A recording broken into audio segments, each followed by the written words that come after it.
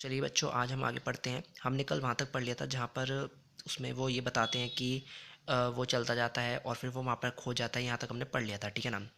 अब हम आगे पढ़ेंगे क्या कि it was late in December, darkness was already descending over the forest. मतलब it was late in December मतलब कि जिस टाइम पर ये स्टोरी लिखी गई तो वो लेट दिसंबर की बात है, मतलब कि दिसंबर का एंड चल रहा था उस टाइम पर ये स्टोरी लिखी गई। Darkness was already descending over the forest. अब आपको ये पता ही है कि जब दिसंबर का समय चल रहा है तो फिर दिन छोटा होता है, रात लंबी होती है। तो उस पूरे फॉरेस्ट के अंदर जो डार्कनेस थी वो पूरी ऑलरेडी छा चुकी थी। दिस इंक्रीज द डेंजर, इससे क्या हुआ कि वो जो रेड टैप सेलर था उसके लिए खतरा बढ़ गया। And increase also his gloom and despair, और खतरा किस चीज़ का बढ़ा कि भाई जंगली जानवरों से उसका खतरा बढ़ गया। And increase also his gloom, gloom मतलब होता है उदास, हमने ऊपर लिख भी रखा है वो जो उदास वो इसी ग्लूम का ही मतलब है कि भाई वो इस चीज़ से क्या हुआ कि उसको उसकी उदासी भी बढ़ गई। एंड डेस्पेयर मतलब होता है होपलेसनेस, वो बहुत ज़्यादा होपलेस हो गया। Finally he saw no way out and he sank down on the ground. Finally वह यह देखता है कि अब उसके यहाँ से बाहर निकलने का कोई रास्ता नहीं है। एंड ही सैंक, सैंक मतलब होता है सेट, मतलब बैठ जाना। डाउन ऑन द ग्राउंड, वह ग्राउंड पर बैठ जाता है। टायर्ड टू डेथ मतलब उसकी जो हालत थी वो ऐसी हो गई थी कि मरने जैसी हालत, थककर वो उसकी मतलब हालत मरने जैसी हो गई थी। थिंकिंग दैट, वह क्या सोचता है कि his last moment had come, कि अब उसका अंतिम क्षण आ गए हैं। But just as he laid his head on the ground, पर जैसे ही वह अपना सर ग्राउंड पर रखता है, ही हियर्ड अ साउंड, उसे एक आवाज़ आती। कैसी आवाज़? अ हार्ड रेगुलर थम्पिंग, मतलब कि जैसे कोई पर्सन किसी हथौड़े से कोई मतलब कोई चीज़ पीटने की आवाज़, ऐसी आवाज़ आती है उसको। There was no doubt as to what that was, मतलब इसमें कोई शक नहीं था कि वो क्या चीज़ है, पर हाँ मतलब उसे ये नहीं पता था कि आखिर है क्या चीज़ वो। पर उसे आवाज़ आई। Those are the hammer strokes from an iron mill, अब वो बता रहे हैं कि आवाज़ किस चीज़ की थी वो, हैमर स्ट्रोक्स की, मतलब ये हथौड़े से। अब ही थॉट मतलब वह सोचता है, वह समझ जाता है क्या कि ये आवाज़ तो किस कहाँ से आ रही है, आयरन मिल से। और किस चीज़ की है ये, हथौड़े से पीटने की। There must be people nearby, वह समझ जाता है कि हाँ आसपास, मेरे आसपास कोई ना कोई लोग तो हैं। और ये चीज़ उसके लिए अच्छी बात थी, क्यों? क्योंकि अब वो उसे ये लगता है कि चलो मैं इस जंगल में अकेला नहीं हूँ, मुझे कोई तो मिला। He summoned all his strength, got up and staggered in the direction of the sound.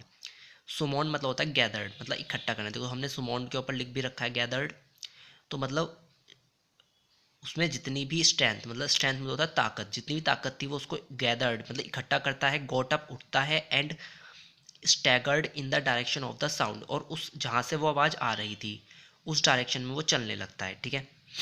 तो अब हम आगे देखते हैं। वो अब जो अब हम पैराग्राफ पढ़ने वाले हैं उसके अंदर क्या है, वो जो फैक्ट्री है जहाँ से वो आवाज़ आ रही है उस फैक्ट्री की हिस्ट्री के बारे में बताया गया है, ठीक है ना। तो the Ramsjo iron works which are now closed down were not so long ago a large plant with smelter, rolling mill and forge. वो कह रहे हैं कि रामसजो आयरन मतलब जिस समय पर ये जो स्टोरी लिखी गई है, जो हमारी लेखिका है स्लैंडर लैंगरलॉफ, उन्होंने जब ये स्टोरी लिखी थी तो उस समय पर जो रामसजो आयरन वर्क थी वो बंद थी, लेकिन इस स्टोरी में क्या बताया गया, वो खुली हुई है। तो मतलब कहने का मतलब ये है कि उन्होंने थोड़ा सा वो कराया चेंज। तो इसमें ये बता रहे हैं कि इसे बंद हुए अभी ज़्यादा समय नहीं हुआ। ये एक बहुत बड़ा प्लांट है जहाँ पर क्या काम किया जाता है, विथ स्मेल्टर। स्मेल्टर मतलब होता है जहाँ पर मेटल को पिघलाया जाता है। स्मेल्टर का मतलब क्या होता है, जहाँ पर मेटल को पिघलाया जाता है। रोलिंग मिल, और उस मेटल को पिघला के उसे मेटल के शीट्स में कन्वर्ट किया जाता है। एंड फोर्ज, फोर्ज मतलब होता है कि ये भी एक तरीके की हीट करने वाली ही जगह होती है, मतलब इसके अंदर भी चीज़ को गर्म किया जाता है, या फिर तुम फैक्ट्री भी कह सकते हो, ठीक है। In the summer time long lines of heavily loaded barges and scows slid down the canal. In the summer time का मतलब है कि गर्मियों के समय में long lines of heavily loaded barges and scows, barges और स्काउज एक तरीके की बोट होती है। तो क्या होता था कि कैनाल के पास इन बोट्स के अंदर बड़े बड़े और भारी भारी जो वो होते थे, क्या कहते हैं, मेटल से बनी चीज़ें, उनको लोड किया जाता था और इनके थ्रू और लार्ज इनलैंड लेक के थ्रू ले जाया करता था, मतलब एक जगह से दूसरी जगह ले जाते थे वो, ठीक है। और विंटर टाइम में तुम्हें बताइए कि सर्दियों के समय पर क्या होता है, ये कैनाल सूख जाती हैं। द रोड्स, तो उस समय पर क्या करते थे, the roads near the mill were black from all the coal, तो वो उस समय पर फिर रोड्स का यूज़ करते थे। तो उससे क्या होता था, जो जितनी भी रोड्स होती थी वो सारी सारी काली हो जाती। क्यों हो जाती थी काली, क्योंकि जब वहाँ से वो बड़े बड़े ट्रक गुजरते थे तो उनसे क्या होता था, जो चारकोल के बड़े बड़े क्रेट्स होते थे उनसे कोल गिरता था, कोल का डस्ट, और उनसे वो काली हो जाती थी। ठीक है, अब हम आगे पढ़ेंगे। अब ये जो टॉपिक है, अब इसमें वो जो ऊपर टॉपिक पढ़ा था अब उसके अंदर हिस्ट्री बताई गई थी, तो अब वो खत्म हो जाए। वापस से हम किस में आ गए हैं, प्रेजेंट टाइम, मतलब उस समय में जब वो पर्सन उस आवाज़ की तरफ देख के चलने लगता है, उससे आगे पढ़ेंगे हम। ठीक है, during one of the long dark evenings just before Christmas, मतलब एक लॉन्ग डार्क इवनिंग्स के वक्त पर, मतलब कि तुम्हें ये बताइए कि सर्दियों की शाम लंबी होती है, तो उस टाइम पर जस्ट क्रिसमस से पहले तुम ये कह सकते हो कि तुम बताइए क्रिसमस 25 दिसंबर का होता है, तुम ये बात कह सकते हो कि 24 दिसंबर की बात है। अब जो ये बताने जा रहे हैं, the master smith and his helper set in the dark forge, master Smith और जो उनका हेल्पर था वो डार्क फोर्ज, मतलब वो जो जहाँ पर वो हीट कर रहे थे मेटल को, वहाँ करते हैं, वहाँ पर वो बैठे हुए थे। अब आप कहोगे कि भाई अभी तो आपने ऊपर बताया कि वो बंद हो चुके हैं, भाई बंद तो थी, पर लेकिन स्टोरी के अंदर वो उन्होंने ये कहा है, हमारी जो लेखिका हैं जो स्लैमर लैंगरलॉफ, कि वो खुली हुई है उनके लिए, उन्होंने ये कहा है। वैसे बंद हो चुकी है पर ज़्यादा समय नहीं हुआ है, पर उन्होंने कहा है कि हाँ वो खुली हुई है, आप को बिल्कुल भी घबराने की जरूरत नहीं है। ठीक है ना, तो अब हम आगे देखते हैं क्या कह रहे हैं वो, कि बैठे हुए थे उस डार्क फोर्ज के पास, near the furnace, waiting for the pig iron, और किसका वेट कर रहे थे, पिग आयरन। पिग आयरन का मतलब क्या होता है, रॉ आयरन, जैसे रॉ मटेरियल होता है, रॉ मटेरियल का मतलब क्या होता है, कच्चा माल, तो मतलब कच्चा जो आयरन था उसको पिघलने का वो वेट कर रहे थे।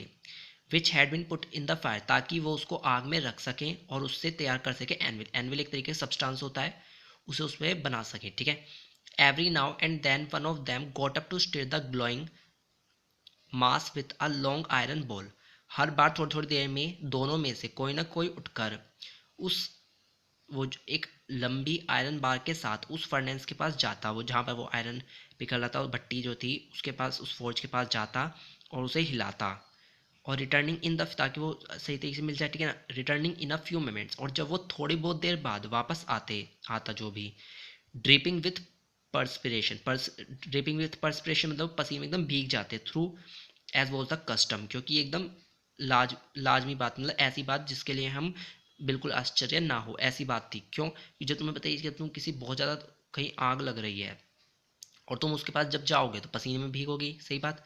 ही वॉन्ट नथिंग, तो इसलिए वे क्या करते, कुछ भी नहीं पहनते थे सिवाय एक लंबी शर्ट के, एक लंबी सी शर्ट पहन लेते थे, and a pair of wooden shoes. अब हम आगे पढ़ते हैं।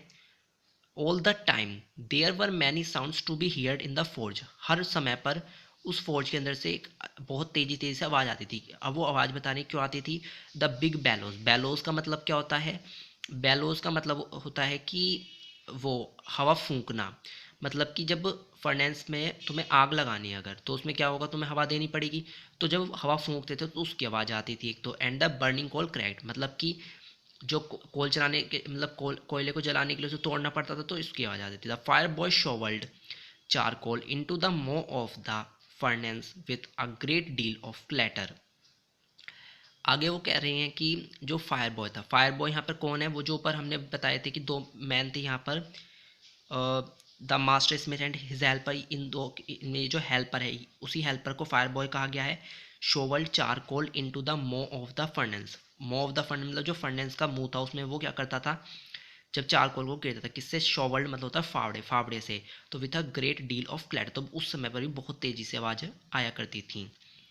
आउटसाइड रोवर्ड द वाटरफॉल, मतलब कि आउटसाइड रोवर्ड द वाटरफॉल, मतलब कि वो जो जहाँ पर ये आवाज़ें आया करती थी उसके बाहर क्या था, एक वाटर फ्लोर भी था, तो उसकी भी आवाज़ आती थी। And a sharp north wind whip the rain against the brick tile roof, और वो जो फैक्ट्री थी उसकी जो छत थी वो किस चीज़ की बनी हुई थी, ब्रिक टाइल की, ठीक है, ब्रिक से। तो उस समय पर फिर जब बारिश होया करती थी और जब हवा भी चलती थी तो उस समय वो भड़बड़ बोलती थी, तो उसकी भी बहुत ज़्यादा तेज़ी से आवाज़ आया करती थी। तो स्टूडेंट्स अब हम अगली अपनी नेक्स्ट वीडियो में पढ़ेंगे आगे का। ओके।